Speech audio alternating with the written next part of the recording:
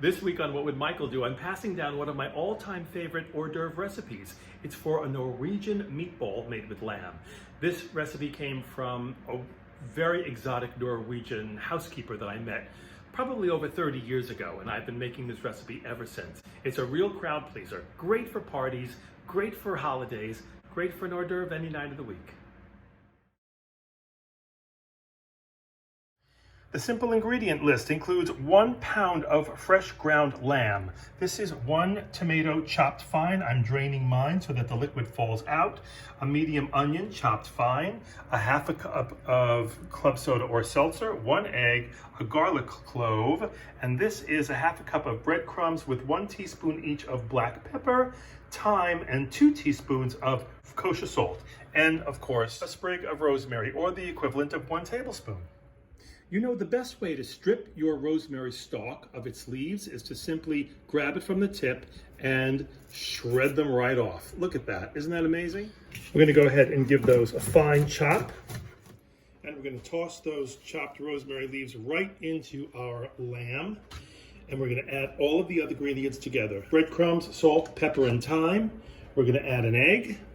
We're going to add the half a cup of seltzer. Going to keep it really moist. We're going to add our tomato chopped.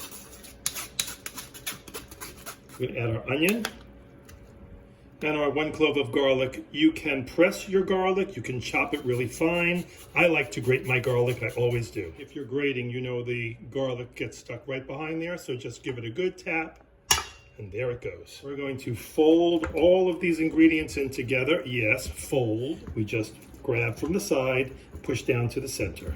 Fold your ingredients until they're fully incorporated.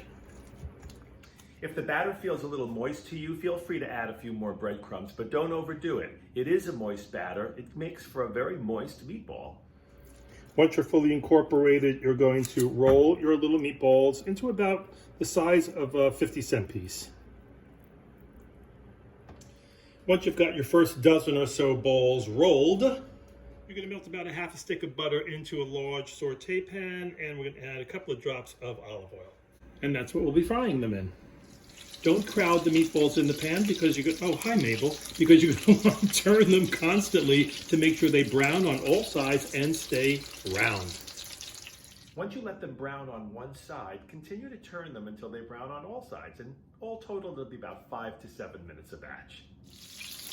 Now when they start to brown and you continue to turn them, you can push them over to one side of the pan and put in the next batch. And you don't have to stand over here and watch guard, because I like to continue to roll my batter while I'm browning my balls, my meatballs, that is.